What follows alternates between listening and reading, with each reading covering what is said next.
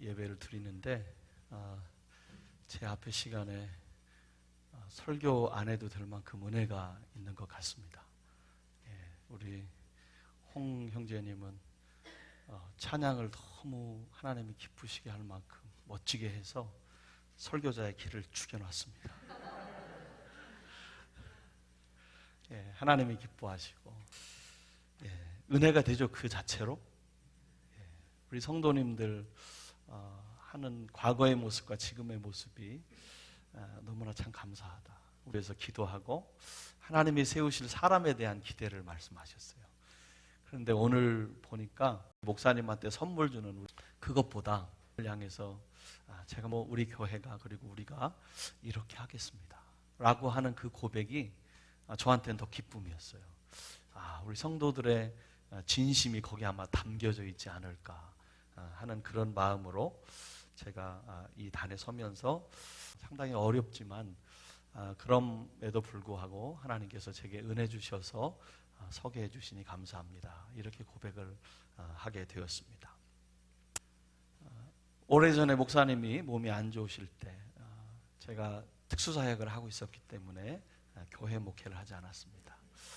교회에서 목사님이 설교할 수 없는 상황이어서 제게 부탁을 하셨습니다. 이 교회에 오셔서 같이 설교를 좀 해줬으면 좋겠다. 목사님이 안 좋은 그 시간 동안 설교를 했는데 그때는 상당히 젊었었던 것 같습니다. 그때 설교를 하는 것이 목회자로서 꼭 해야 될 일이고 좋았어요. 그래서 설교했습니다.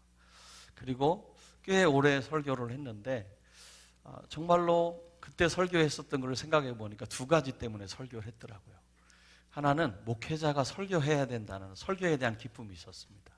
그리고 또 하나는 김만천 목사님의 부탁이 있었습니다. 목사님이 아프신데 그 아픈 자리를 대신해서 지켜줘야 될 사람이 필요하구나라는 마음이 있었습니다. 그런데 그때 그렇게 꽤 오래 설교를 하고 시간이 지난 후에 하나님 앞에서 제가 제 자신을 한번 생각해 보게 되었습니다. 내가 세우리교회에서 그때 설교한 설교가 하나님이 보시기에 정말 괜찮은 설교였을까? 꽤 오랫동안 설교를 했는데 제가 미랄선교단 사역을 하고 또 교회 목회를 하면서 하나님이 깨닫게 해준 게 있었습니다. 제가 그때 설교할 때에 제가 부족한 것이 있었는데 그것이 무엇이었을까라는 생각을 해보게 되었습니다. 그때 설교했을 때 참 많은 설교를 했는데 저한테 부족한 것이 있었습니다. 그게 뭐였냐면 제 말씀 안에는 성도들을 사랑하는 깊은 사랑이 좀 결여되어 있었던 것 같습니다. 하나님의 말씀을 증거하고 진리를 선포하는데 그 선포하는 진리 속에 성도들을 부여잡고 눈물을 흘리며 기도하고 그 성도 한 사람 한 사람을 가슴에 품고 설교하는 그 설교가 제 안에 없었다는 것을 나중에 알게 되었습니다. 그래서 지금 제가 여러분 앞에 20주년을 맞이하면서 이 하나님의 말씀을 증거하면서 여러분에게 한 가지 말씀 드릴 수 있는 것이 있습니다. 그게 뭐냐 하면 여러분의 담임 목사님은 여러분을 위해서 설교하실 때 여러분 한 영혼 한 영혼을 가슴에 담고 설교하십니다. 여러분 그 믿으십니까? 하나님이 이 교회에 종으로 세워주셨고 사자로 세워주셨습니다. 그래서 목사님의 설교가 때로는 재미가 없고 또 목사님의 설교가 어떤 때는 길 수도 있고 또 목사님의 설교가 어떤 때는 했던 얘기 또 하실 수도 있고 그럴 수도 있는데 제가 세우리교회 성도님들을 보면서 느끼는 것은 그럼에도 불구하고 여러분들이 목사님을 신뢰한다는 것입니다. 그렇죠? 저는 그것을 느꼈습니다. 20주년 맞이하면서 이 자리에 와서 무슨 말을 할까? 주의 종이 가지고 있는 정말로 주님을 위해서 헌신했던 그 헌신의 세월 20년이 지나도록 이 교회를 벗어나고 또 뭔가 새로운 일을 다시 해보고 싶은 마음, 성숙하지 않는 사람 그들을 향한 그런 마음을 목사님이 늘 가슴에 갖고 있으면서도 포기하지 않고 기도의 자리에서 여러분들을 위해서 품으셨고 사랑했었던 그 사랑 그것 때문에 여러 모든 성도님들이 그런 삶을 살고 있는 것, 여러분 그것이 복인 줄로 믿습니다. 지지난주가 부활주일이었는데 하나님의 말씀을 준비하고 우리 교회에서 설교를 하려고 하는데 하나님이 저한테 그런 질문을 주셨습니다. 내가 내 아들을 십자가에 죽게 하고 사망의 권세를 이기게 하고 부활하게 한 그 부활이 너에게는 여전히 지금도 설레임으로 남아있느냐? 말씀을 준비하는데 하나님이 질문하시는 거예요. 부활하신 예수님이 지난주 부활주의를 끝으로 너에게 더 이상 기억되지 않는 것은 아니냐? 그렇게 질문을 하시더라고요. 근데 말씀을 준비하면서 그 주님의 질문을 듣는데 제 마음 안에 큰 부담이 생겼습니다. 가만히 생각해 보니까 고난주간에는 성도들과 주님의 받으신 고난을 위해서 기도하고 주님이 당하신 십자가를 기억하라고 하면서 메시지를 전했고 또 부활주일이 찾아왔을 때 성도들과 함께 주의 만찬을 하고 헌화식을 하고 그리고 부활의 메시지를 전하면서 우리 함께 기뻐합시다. 주님이 부활하셨습니다. 그러면서 환영하고 서로에게 축복을 했는데 부활절이 끝난 일주일 후에 주님이 물으셨는데 내가 내 아들을 부활하게 한 그 부활의 사건으로 인해서 너 여전히 설레니? 주님이 물어보시는데 정말로 죄송하게도 그 일주일 동안 부활하신 주님에 대한 설레임이 제게 사라진 것을 보게 되었습니다. 주님이 부활하신 것을 알고는 있습니다. 그런데 내 삶에 부활하신 주님 때문에 그 일주일이 막 어쩔 줄을 모르는 그런 설레임이 제 안에 없는 것을 발견했습니다. 사도행전을 보니까 예수님의 부활을 목격한 그 제자들은 죽을 때까지 주님이 부활하셨다고 고백하면서 그분이 살아계십니다. 그분이 우리의 메시아가 되셨습니다.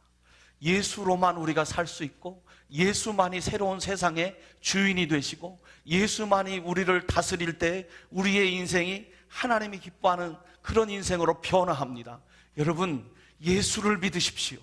예수만이 생명입니다. 예수만이 우리의 메시아입니다.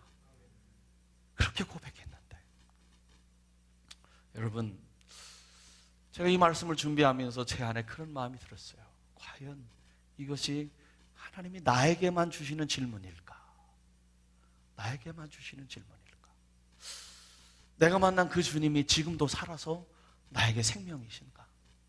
나는 예수님만 생각하면 지금도 내 가슴이 뛰어서 어쩔 줄을 모르는가? 과거 고등학교 때 예수님 처음 믿었을 때 기차를 타면 그 기차 가운데 어떤 분이 십자가 목걸이를 하고 있는 분이 계셨고 또 어떤 분은 여기 양복 곁에 여기 십자가 배지를 하고 계시는 분이 계셨습니다. 저는 그분들을 보면 너무 설렜어요. 왜 설렜냐? 저 사람 예수 믿는구나. 야, 저 사람 예수 믿는구나. 나랑 같이 예수 믿네. 그 마음 때문에 그 몇십 년 전에 30년이 더 넘은 그 시간에 막 설렜어요. 그런데 30년이 지난 지금 예수님은 나의 삶에서 하나의 형식이 되어버린 것을 듣게 됩니다. 성탄절이 되면 기뻐하고 노래하고 행사를 하고 또 감사절이 되면 감사에 대해서 목사님이 설교하고 그 설교를 듣는 우리는 감사의 헌금을 드리고 고난주간이 되면 주님이 당하신 고난에 대해서 생각하고 부활주일이 되면 주님이 우리를 부활하신 그 부활의 기쁨에 대해서 얘기했는데 어느 날부터 그날이 지나면 더 이상 그것을 생각하지 않습니다. 나를 위해서 죽으신 십자가의 예수님이 더 이상 나를 감동시키지 않는 일상을 살고 있고 부활하신 주님이 그렇고 나의 일상 속에서 우리 교회에서 감사의 노트를 쓰기를 하고 있는데 감사의 노트를 쓰지 않고서는 주님이 주신 감사를 기억할 수 없는 그런 삶을 제가 살고 있고 우리 성도들이 살고 있더라고요. 성도들에게 듣는 메시지는 목사님, 우리는 위로가 필요합니다. 목회자들이 하는 이야기가 목사들의 설교는 성도들을 감싸주고 위로해 줘야 됩니다. 라는 그런 이야기들을 많이 합니다. 그 이야기 가운데 사실 차지하는 핵심이 뭐냐? 많은 사람들이 주님의 은혜가 이긴 삶이 아니라 주님의 은혜가 아래에 있는 삶을 살아서 세상의 삶의 무게 때문에 날마다 하루하루를 하나님의 은혜에 대해서 각성하지 않으면 살 수 없는 삶을 살고 있다는 것을 말씀해 주는 것입니다. 여러분, 제가 오늘 이 말씀을 준비해서 여러분 앞에 여러 가지 어쩌면 성경에 있는 이야기를 해야 될 수도 있습니다. 해석하게도 저는 이 교회에 오는 어떤 목사님들보다 성경에 대해서 그렇게 해박하지 않습니다. 그래서 여러분에게 편하게 말씀을 나눴으면 싶습니다. 사람이 처음에 예수님을 만났을 때 우리를 감동하게 하는 그 감동이 우리의 삶에 큰 힘이 됩니다. 몇 주 전에 고향에 할아버지, 할머니, 증조 할머니 묘가 있는데 친척들이 다는 모이지 못하고 몇 사람만 모여서 이제 참초 또는 벌초를 했습니다. 산에 가서 풀을 뜯어내고 묘에 잘못된 것을 다다 이렇게 하는 것을 했습니다. 가족이 모여서 이야기를 하는데 작은 어머니 한 분과 또 작은 아버지가 같이 오셨습니다. 그때 어떻게 이야기를 하다 보니까 저희 둘째 작은 아버지가 먼저 돌아가셨어요. 젊은 날에. 돌아가신 작은 아버지 얘기를 하면서 막내 작은 아버지가 둘째 작은 아버지에 대한 추억을 얘기합니다. 형수님, 제가 젊을 때 참 힘들었는데 그때 저한테 한 가지 유일한 소망이 있었습니다. 그 소망이 뭐냐면 우표를 모으는 것이었습니다. 옛날에는 기념 우표 많이 모았잖아요. 정부에서 뭐 대통령 기념, 무슨 날 기념 막 그렇게 해서 앨범 하나에 기념 우표를 모았습니다. 그리고 그때 저도 어렸을 때 보니까 그 우표를 하나 팔면 몇만 원 하고 또 때로는 10만 원씩 하고 그랬습니다. 지금 돈으로는 훨씬 더 비싸겠죠. 막내 작은 아버지가 우표를 모아놨는데 어느 날 우표 모은 걸 이렇게 넘기는데 보니까 아주 중요한 우표 한 세트가 있는데 그 기념 우표가 사라졌다는 것입니다. 작은 아버지는 그 우표가 어디 갔나 생각을 해봤는데 아무리 봐도 어디 갔나 알 수 없었다고 합니다. 나중에 알게 된 사실인데 그 우표를 누가 가져갔냐면 돌아가신 둘째 작은 아버지가 그 앨범에서 우표 한 씨를 떼가지고 가지고 갔다고 합니다. 어디로 갔느냐? 군대에 가는데 그 우표를 떼갖고 갔답니다. 왜 가지고 갔는가? 둘째 작은 아버지가 연애를 하고 있었는데 군대를 가야 되는데 여자친구한테 편지를 써야 되는데 우표가 없는 거예요. 동생이 우표 모으는 걸 알고 있었어요. 그래가지고 거기에는 우표에는 옛날에 하나에 40원인가 20원 했잖아요. 그렇죠? 40원짜리, 20원짜리, 10원짜리. 40원짜리 하나 붙이면 편지 한 통 쓰잖아요. 그거 모아놓은 걸 가지고 가서 그 우표를 정말로 과감하게 찢어가지고 한 장씩 연애 편지에 붙여가지고 작은 어머니한테 연애 편지를 보냈던 겁니다. 그러면서 작은 아버지가 작은 어머니한테 그때 우표가 좀 예뻤죠? 이렇게 얘기를 하더라고요. 우리 막내 작은 아버지한테는 너무나 귀한 것이었는데 돌아가신 둘째 작은 아버지한테는 더 중요한 게 있습니다. 그 우표보다. 뭐예요? 지금 내 애인한테 편지 쓰는 거예요. 여러분, 그 기념 우표 덕에 결혼한 줄로 믿습니다. 내가 너무 사랑하니까 다른 것 중요하지 않고 그 우표를 가져다가라도 내 여자친구한테 편지 써서 결혼하고 싶은 마음. 그게 처음 사랑하는 마음입니다. 여러분, 부부가 살아가면서 처음에는 정말로 그런 마음으로 우리가 살아갑니다. 그래서 자기가 가진 모든 것을 다 주고도 아깝지 않습니다. 그런데 시간이 지나가면은 그런 것들을 좀 잃어버릴 때가 있습니다. 사랑하는 것 같은데 사랑하지 않는 것처럼 살아갑니다.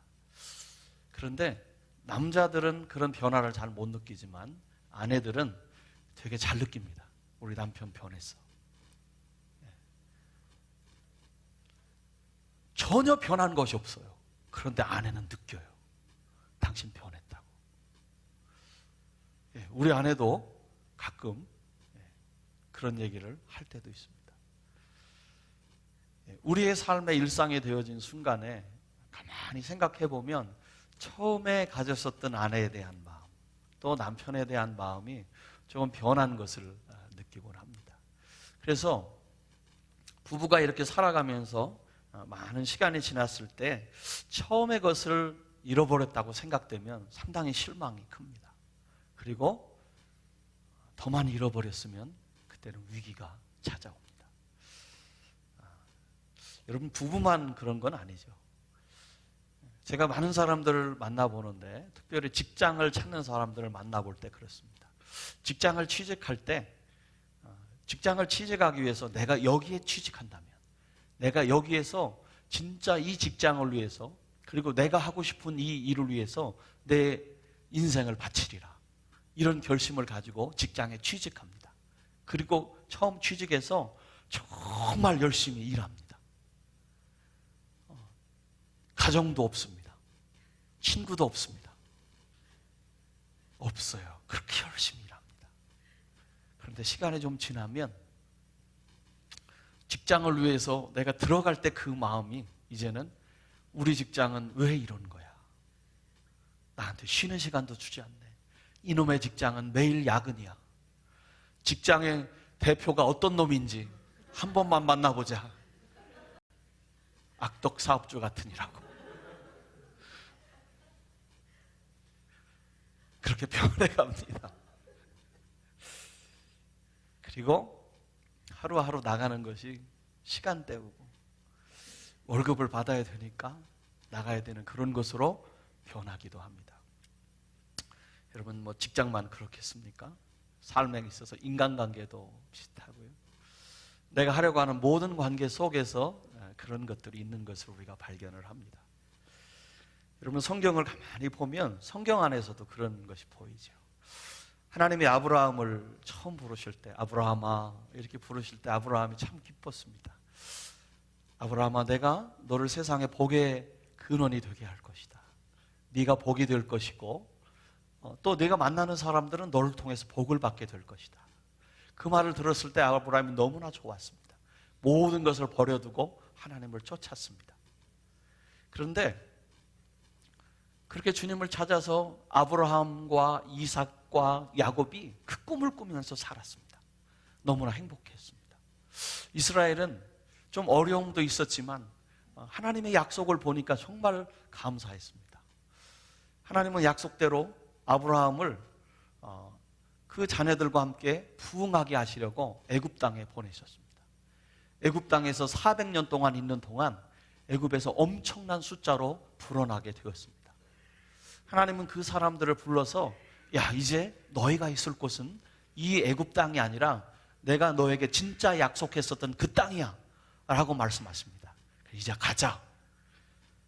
하나님께서 그 애굽 땅에서 이스라엘 백성들을 끄집어낼 때 놀라운 기적들이 일어났잖아요. 여러분이 아는 놀라운 기적들이 일어났습니다. 그 기적을 경험하고 마지막에는 홍해 앞에서 죽을 것 같은 그 시점에 하나님이 홍해를 열어주셨고, 또 광야를 걸어가는데 그 광야 가운데 먹을 물이 없어요. 쓴 물을 만났을 때 쓴 물을 단물이 되게 해주시고, 또 물이 나오지 않으면 반석에서 물이 나오게 해주시고, 막 너무나 놀라운 경험들을 하게 되면서 이스라엘 백성들이 그 신혼의 단꿈에 이렇게 빠지게 됩니다. 하나님은 이스라엘 백성에게 얘기합니다. 모세야, 우리가 계약하자. 우리가 언약을 하자. 얘기를 하면서 이제 너와 나는 부부가 되는 거야. 성경엔 부부라고 나와 있지 않지만 하나님은 우리 남편, 예수님은 우리 남편, 나는 그의 아내. 주님이 청혼을 하십니다. 그 청혼을 들으니까 이스라엘 백성들이 너무나 기분이 좋습니다. 야, 이제 하나님이 우리나라의 하나님이 되시고 나는 하나님 나라의 백성이 되는 거야. 하나님이 주신 저 십계명의 돌판을 받고 우리가 언약을 해서 이제는 하나님은 우리만의 하나님이 되시는 거야. 그렇게 하나님 앞에서 예배하며 그분 앞에 언약을 하며 혼인식을 치릅니다. 그 혼인식을 치를 때 얼마나 감사하고 행복한지 몰라요. 그리고 그들은 그 혼인식 후에 어디로 갔죠? 가나안 땅으로 가게 됩니다. 거기에서 하나님과 신혼 살림을 차리게 됩니다. 기쁘고 감사한 삶, 하나님만 있으면 다 되는 삶을 그들이 살아갑니다. 너무나 행복했습니다. 여러분, 저와 여러분이 예수님을 만날 때 그렇지 않습니까? 너무나 행복하고 감사하고 기쁨이 넘치는 그런 삶을 살게 되는 것이죠. 그 가나안 땅에 가서 하나님과 신혼을 하는데 시간이 지나면서 그들이 좀 변하기 시작합니다. 하나님만의 모든 것이었는데 살다 보니까 내 남편이 최고였는데 그 남편이 최고가 아닌 것처럼 느껴지기 시작합니다. 내 남편이 이 세상에 하나밖에 없는 줄 알았는데 내 남편보다 더 잘생긴 방탄소년단이 드러나기 시작하는 겁니다. 원빈을 좋아하실 수도 있죠. 내 남편이 줄 수 없는 것이 있다는 것을 알게 되었습니다.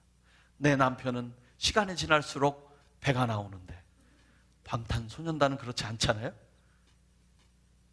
그래서 더 좋은 것이 있는 걸 알게 됐습니다. 하나님이 다 준다고 생각했는데 하나님에게 부족한 것이 있다는 것을 알게 됐어요. 그래서 하나님이 줄 수 없는 것, 그것을 내가 받기 원하는 거예요. 그래서 많은 성도님들이 하나님이 제게 줄 수 있는 것이 다 있군요. 하나님이 제게 줄 수 없는 것이 있군요. 라고 느끼기 시작합니다. 그리고 하나님이 아닌 것에서 찾기 시작합니다. 가만히 보니까 옆집에 바알신이 멋집니다. 아스타롯의 모습이 멋집니다. 우상에게 가니까 하나님이 줄 수 없는 부요를 줍니다. 건강을 줍니다. 자녀를 더 많이 낳을 수 있게 해주는 축복을 가지게 합니다. 그래, 하나님은 내게 줄 수 없는 것이지. 그래서 바알을 찾아가고 아스타롯을 찾아가고 우상을 섬기기 시작합니다. 놀라운 것은 뭔지 아십니까? 그들이 하나님을 떠나진 않았어요. 그들이 하나님을 떠나진 않았어요. 이혼하진 않았어요. 그런데 그들의 마음이 하나님이 아닌 다른 것을 보기 시작한 겁니다. 그리고 이제는 하나님이 아니어도 괜찮습니다. 우리의 신앙과 우리의 인생이 비슷합니다. 여러분, 20년이 지났잖아요. 20년이 지났을 때 이 세우리 교회의 그 출발, 저는 이 에베소 교회의 이야기를 통해서 여러분과 사실은 많이 나누려고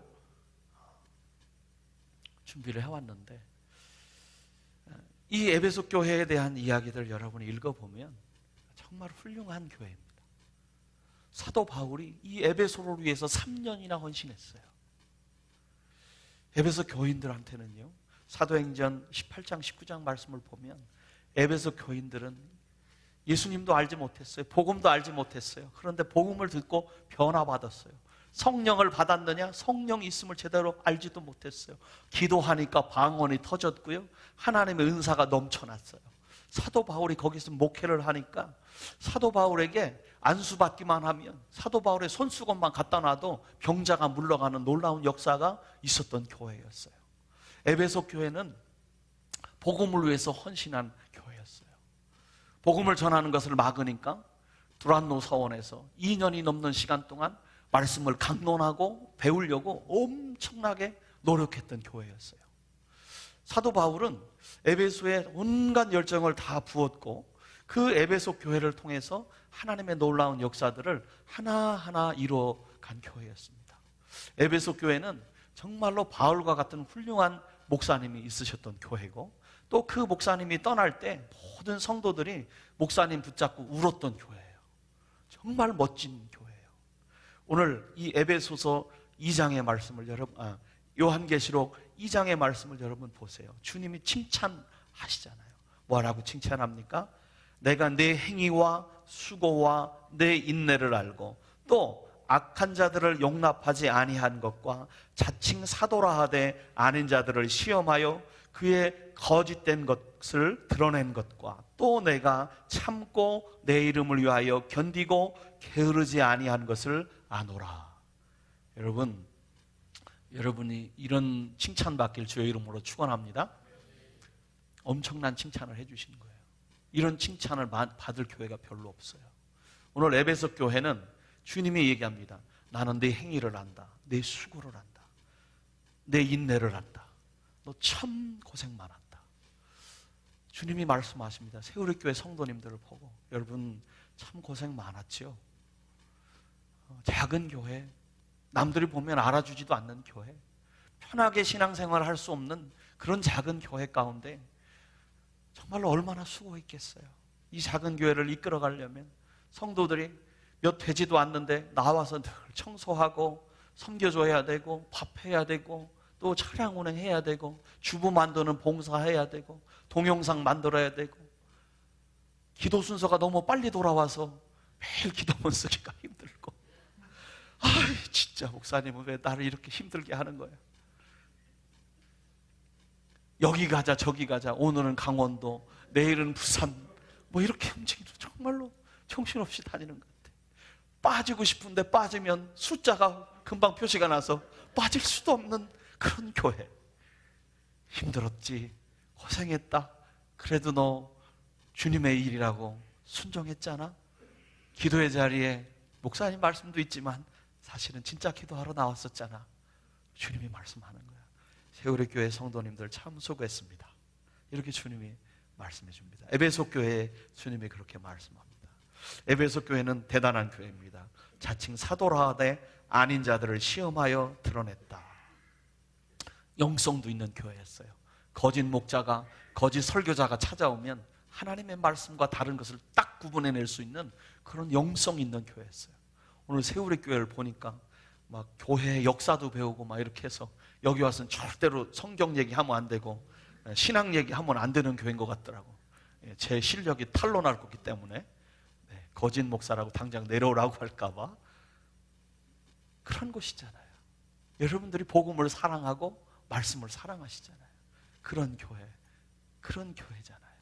그래서 주님이 여러분을 이렇게 칭찬해 주십니다. 저는 세우리 교회가 그런 교회인 것 같아요. 그래서 오늘 이 말씀으로 여러분 칭찬하려고 왔어요. 정말 수고했다.